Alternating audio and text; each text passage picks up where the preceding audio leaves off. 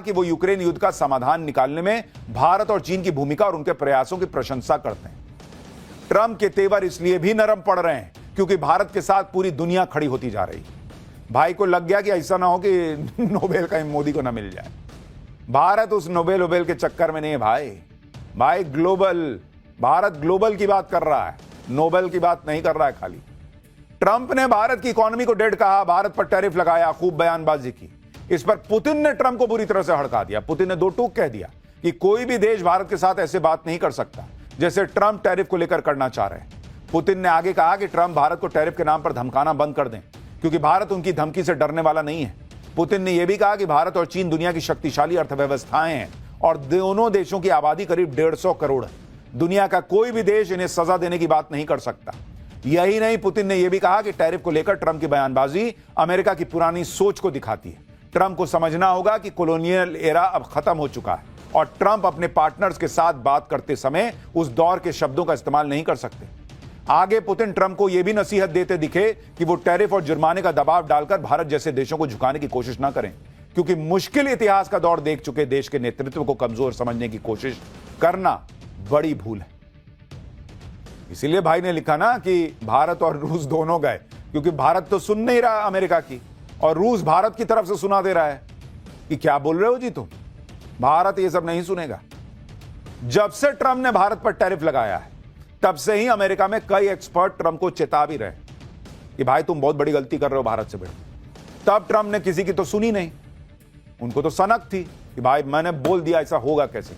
आदत नहीं है ना, ज्यादातर देश ऐसे ही लाइन पर थे। वो तो भारत खड़ा हो गया कि अच्छा ऐसा होगा, नहीं चलेगा।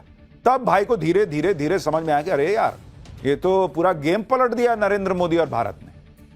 उनके करीबी भारत को हर दिन टारगेट करने में लगे हुए थे। जब रिश्ते बहुत बिगड़ गए तब ट्रंप को अब समझ में आया कि ये तो यू टर्न मारने लायक भी रास्ता नहीं दिख रहा, बहुत आगे जाके एकदम एक्सप्रेसवे से मुड़ के आना पड़ेगा। अब अमेरिका में कई एक्सपर्ट कह रहे हैं कि ट्रंप ने बहुत देर कर दी। एक्सपर्ट का मानना है कि ट्रंप अब भारत से रिश्ते सुधार भी लें, लेकिन भारत का विश्वास खो चुके हैं और इसीलिए ट्रंप ने भी लिखा।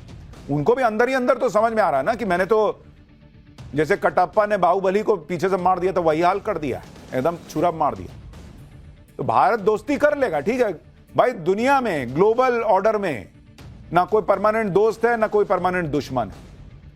भारत अपना हित देख रहा है, लेकिन जो एक ट्रस्ट होता है उसमें तुमने चाकू मार दिया। उस विश्वास को अब अमेरिका फिर हासिल नहीं कर पाएगा। आज ही अमेरिका के एक बड़े अखबार वॉशिंगटन पोस्ट ने ट्रंप की नीतियों पर खूब सुनाया उनको। उसने लिखा कि टैरिफ कड़वी बयानबाजी की वजह से जो बड़े और अहम देश हैं वो अमेरिका से दूर जा रहे हैं। यह आधुनिक विदेश नीति का सबसे बड़ा आत्मघाती गोल हो सकता है, सेल्फ गोल। वॉशिंगटन पोस्ट ने कहा कि इस हफ्ते दुनिया में जो हुआ वो ट्रंप की विदेश नीति का फेलियर है।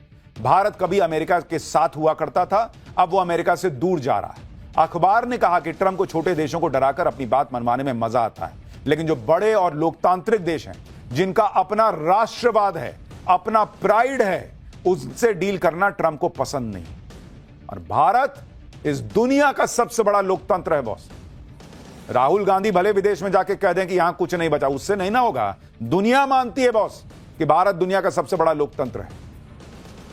वॉशिंगटन पोस्ट लिख रहा है कि भारत का अपना राष्ट्रवाद है, अपना प्राइड है, और नरेंद्र मोदी उस प्राइड को बचाने की लड़ाई लड़ रहे हैं कि कोई भी आके कोहनी मार के चला जाएगा, ऐसा नहीं चलेगा बॉस। हमने आपको 2 दिन पहले ही बताया था कि भारत पर ट्रंप को यू टर्न लेना ही पड़ेगा। आज ले, 2 महीने बाद ले, 6 महीने बाद ले, ये भाई रास्ता बदलेगा। क्योंकि जिस मकसद से ट्रंप भारत से भिड़ रहे थे वो पूरा हुआ ही नहीं। पीएम मोदी ने ट्रंप की हर चाल फेल कर दी। दूसरी तरफ पीएम मोदी ने ट्रंप को ऐसा ट्रेलर दिखाया कि ट्रंप अब सरेंडर मोड में। 2 दिन पहले ही पीएम मोदी ने जीएसटी रिफॉर्म को लेकर बड़ा फैसला लागू कर दिया। यह भारत की इकोनॉमी को डेड बताने वाले ट्रंप को सीधा मैसेज था कि भारत खुद की रफ्तार बढ़ाने में लगा है, वो किसी का मोहताज नहीं। तुम मत सोचो कि हम तुम्हारे वो दोस्त हैं कि तुम बाइक पर बैठाओगे तभी ट्यूशन जाएंगे। अरे भैया तुम बैठे रहो, हम अपनी बाइक बना लेंगे और उससे चले जाएंगे वाला हिसाब है भारत का। पीएम मोदी ने जिस तरह से भारत की इकोनॉमी को रॉकेट बनाया हुआ है, जीडीपी ग्रोथ को करीब 8% तक पहुंचा के रखा हुआ है, उससे भी अमेरिका को यह मैसेज चला गया कि भारत जैसी उभरती अर्थव्यवस्था को टैरिफ के दम पे झुकाया नहीं जा सकता।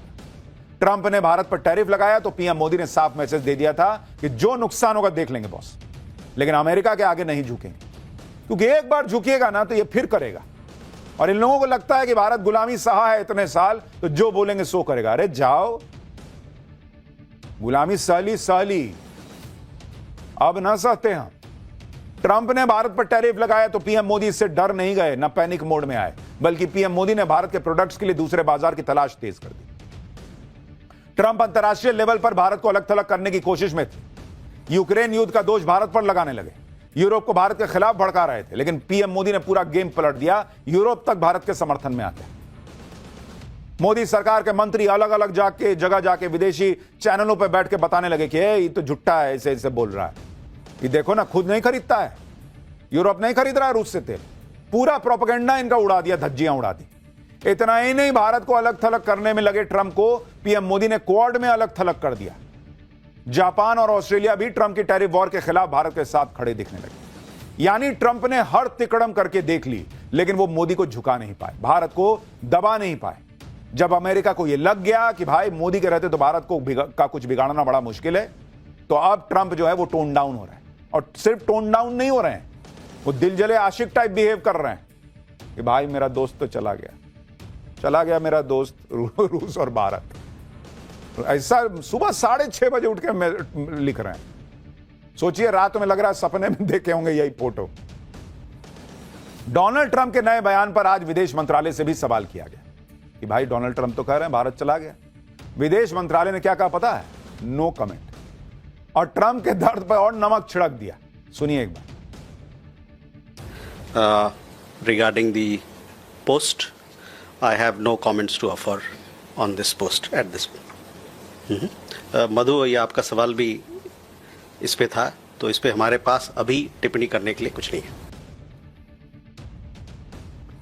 यानी जैसे दोस्ती में नहीं होता है कि आदमी सोचता है कि मैसेज भेजूंगा कुछ तो भाई रिप्लाई लिखेगा, फोन एक काट दिया। मैसेज में रीड का साइन आ गया, नीला नीला टिक, लेकिन रिप्लाई ये नहीं गया भारत का। No comment. अब और उछलो। ट्रंप के बयान पर विदेश मंत्रालय ने कोई प्रतिक्रिया ही नहीं दी। कूटनीति की अपनी कुछ मजबूरियां भी हो सकती हैं, लेकिन सोशल मीडिया पर लोग ट्रंप के नए बयान को लेकर बहुत सी बातें कर रहे हैं। कोई कह रहा है कि ट्रंप ने भारत को खो दिया तो क्या हुआ, super power, fastest growing Pakistan तो है ना तुम्हारे साथ। कोई कह रहा है कि ट्रंप ने खुद ही भारत से दुश्मनी ले ली, भारत को दूर कर दिया, भारत को खोने का गम मना रहा है। लोग कह रहे हैं कि ट्रंप ने तो भारत को उसी दिन खो दिया था जब वो व्हाइट हाउस में मुनीर को लंच करवा रहे थे। खुद ट्रंप ने भारत जैसे मजबूत पार्टनर की जगह कंगाल पाकिस्तान को चुना, तो फिर अब पांव पटकने से क्या फायदा। लोग ये भी कह रहे हैं कि रूस तो पहले भी अमेरिका के साथ नहीं था, तो रूस को चीन के हाथों खोने की बात कहां से आ गई। रूस और चीन तो पहले से ही साथ थे, लेकिन अकेले भारत के बारे में लिखने में लग रहा होगा कि ज्यादा एकदम डायरेक्ट हो जाएगा कि मैं मरा जा रहा हूं भारत के लिए, तो भारत और रूस दोनों लिख दिया भाई कि दोनों को खो दिया। अरे रूस कौन सा तुम्हारे लिए एकदम बहुत बिछा जा रहा था। डोनाल्ड ट्रंप का यह पछतावा डिप्लोमेटिक भी है और पर्सनल भी, क्योंकि ट्रंप ने भारत से रिश्ते तो बिगाड़ लिए, मोदी जैसा दोस्त भी गवा दिया। ट्रंप को इस बात का एहसास तब हो गया होगा जब उन्होंने मोदी और पुतिन का याराना देखा होगा। मोदी, पुतिन, जिनपिंग की इस तिकड़ी को बार बार देखकर ट्रंप को यही लग रहा होगा कि इन तस्वीरों में जिनपिंग की जगह वो भी हो सकते थे। इसलिए ट्रंप ऐसा पोस्ट कर रहे हैं जिसमें उनका दर्द दिख रहा है। डोनाल्ड ट्रंप को इस बात की भी पीड़ा हो रही होगी। इधर तो पीएम मोदी जिनपिंग से मिल रहे हैं, पुतिन के साथ कार में घूम रहे हैं, लेकिन ट्रंप का फोन ही नहीं उठा रहे। मोदी की नाराजगी कितनी भारी पड़ सकती है, शायद अमेरिकी राष्ट्रपति को अब धीरे धीरे समझ में आ रहा है। यहां भारत में कुछ लोग थे कि मोदी जी गए, उधर जाके हंस रहे हैं, क्या हो रहा है भाई, वही हंसी देख के उधर आग लगी हुई है। ट्रंप ने सोचा था कि वो नरेंद्र मोदी से भिड़ जाएंगे तो फिर अमेरिका के सामने भारत को कौन पूछेगा, लेकिन यहां तो पूरा ग्लोबल ऑर्डर ही नरेंद्र मोदी ने बदल दिया। कोई देश ऐसा नहीं जो भारत से दोस्ती ना करना चाह रहा। तो यहां यूरोपीय यूनियन जो है वो फ्री ट्रेड तक पहुंच गई है बात। दूसरी तरफ भारत ने इंडो पैसिफिक रीजन में स्ट्रैटेजिक पार्टनरशिप मजबूत करने का प्लान एक्टिवेट कर दिया है, जिसको लेकर पहले पीएम मोदी ने सिंगापुर के पीएम से मुलाकात की, जो भारत के दौरे पर आए हैं। पहलगाम आतंकी हमले पर भारत के साथ खड़े होने के लिए उनका आभार जताया और दोनों देशों के बीच 5 बड़ी डील भी हुई। और फिर एनएसए अजीत डोभाल की भी सिंगापुर के पीएम के साथ बैठक हुई। दोनों ने हाल में हुई घटनाओं के बीच इंडो पैसिफिक रीजन में सुरक्षित ट्रेड के उपायों पर चर्चा भी की। अब यह समझना भी जरूरी है कि ट्रंप के टैरिफ वॉर के बीच सिंगापुर के पीएम को भारत का जो ये भारत दौरा है उसको इतना अहम क्यों माना जा रहा है। दरअसल भारत दुनिया की ट्रेड लाइफलाइन मानी जाने वाली मलक्का स्ट्रेट में पेट्रोलिंग की तैयारी पूरी कर चुका है। जो सिंगापुर के पास से गुजरती है। मलक्का स्ट्रेट वो जगह है जहां से दुनिया का करीब 40% कच्चा तेल और कार्गो शिप गुजरते हैं। मलक्का स्ट्रेट हिंद महासागर को प्रशांत महासागर से जोड़ती है। सिंगापुर ने मलक्का स्ट्रेट को लेकर भारत की पहल का खुलकर समर्थन किया है और सिंगापुर ने यह तक कह दिया है कि मलक्का स्ट्रेट में भारत की मौजूदगी पूरे इंडो पैसिफिक रीजन को सुरक्षित रखेगी। सिंगापुर के इस बयान को भारत की बड़ी स्ट्रैटेजिक जीत भी माना जा रहा है। नरेंद्र मोदी तो बाकी देशों से दोस्ती मजबूत करने में लगे। उधर ट्रंप कैसे अपने पुराने और भरोसेमंद दोस्तों से अलग थलग पड़ते जा रहे हैं, उसकी झलक व्हाइट हाउस में हुए डिनर में भी दिखी। ट्रंप ने व्हाइट हाउस में टॉप टेक्नोलॉजी कंपनीज के सीईओ को डिनर पर बुलाया, लेकिन इनमें एक बड़ा नाम गायब था। कभी ट्रंप के बेहद करीबी माने जाने वाले और राष्ट्रपति पद के चुनाव में ट्रंप के लिए खुलकर कैंपेन करने वाले, पानी की तरफ पैसा बहाने वाले एलन मस्क इस डिनर से नदारद रहे। ट्रंप के डिनर में मेटा के मार्क ज़करबर्ग, माइक्रोसॉफ्ट के फाउंडर बिल गेट्स और सीईओ सत्या नडेला, एप्पल के टिम कुक और ओपन एआई के सैम ऑल्टमैन जैसे दिग्गज सीईओ शामिल हुए। लेकिन मस्क भाई साहब वहां नहीं गए। मस्क नहीं पहुंचे तो इस पर चर्चा ने जोर पकड़ लिया कि उन्हें ट्रंप ने न्योता ही नहीं दिया क्या, जिसके बाद खुद एलन मस्क ने पहले ही कह दिया था कि उन्हें न्योता मिला है लेकिन वो नहीं जाएंगे, क्योंकि मस्क भी अब शायद समझ चुके हैं कि ट्रंप को दोस्ती नहीं बल्कि अपनी शर्तों पर होने वाली बिजनेस डील के रिलेशन को लेकर ही उनका ध्यान रहता है। टैरिफ वॉर पर अपने ही घर में घिर चुके ट्रंप डिनर में भी यही साबित करने में जुटे रहे कि वो दुनिया के दूसरे देशों से नहीं बल्कि अपने देश की कंपनियों से भी बिजनेस डील करने में जुटे। तो भैया ग्लोबल ऑर्डर तो बदल रहा है, लेकिन भारत इस ग्लोबल ऑर्डर में भी मजबूती से ऊपर जाता दिख रहा है, अपनी शर्तों पर चलता दिख रहा है, प्रगति करता दिख रहा है। लेकिन नरेंद्र मोदी तो रिफॉर्म कर रहे हैं, राहुल गांधी क्या कर रहे हैं? पाठशाला में अगला चैप्टर देखिए विपक्ष का। पीएम मोदी देश में बड़े बड़े रिफॉर्म कर रहे हैं, राहुल गांधी आरक्षण वाला कौन सा नया एटम बम निकाल कर ले आए? ईवीएम के दिन गए क्या? अब बैलेट पेपर से होगा चुनाव। कांग्रेस ने कहां बड़ा उलटफेर कर दिया। अब देश की राजनीति के बारे में आपको बताता हूं। एक तरफ प्रधानमंत्री मोदी देश को बदल डालने वाले धमाके कर रहे हैं, बड़े बड़े रिफॉर्म आगे बढ़ रहे हैं। जीएसटी में जबरदस्त रिफॉर्म हुआ, इकोनॉमी को डबल डोज की पावर दी। उधर इंडी गठबंधन और कांग्रेस है जो वोटर लिस्ट पर उलझा हुआ था, वोट चोरी का एजेंडा चलाने में जुटा हुआ था, ईवीएम बैलेट पेपर की बहस में ही उलझा हुआ है। उधर मोदी नए नए रिफॉर्म कर रहे हैं, इधर कांग्रेस नए नए स्टंट कर रही है।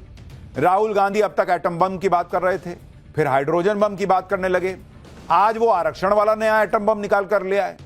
उधर एक नया स्टंट बैलेट पेपर से चुनाव करवाने का भी कर दिया। आज इस राजनीतिक घमासान के बारे में आपको बताऊंगा, लेकिन पहले किस तरह से आज देश में हंगामा हुआ है उसका ट्रेलर देखिए।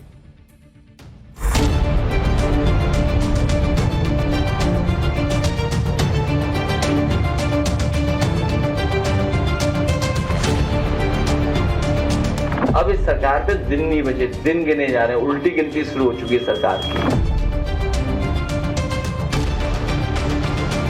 कोई बिहार से लेकर के आपत्तिजनक करके कोई बात है तो जरूर माफी मांगनी चाहिए।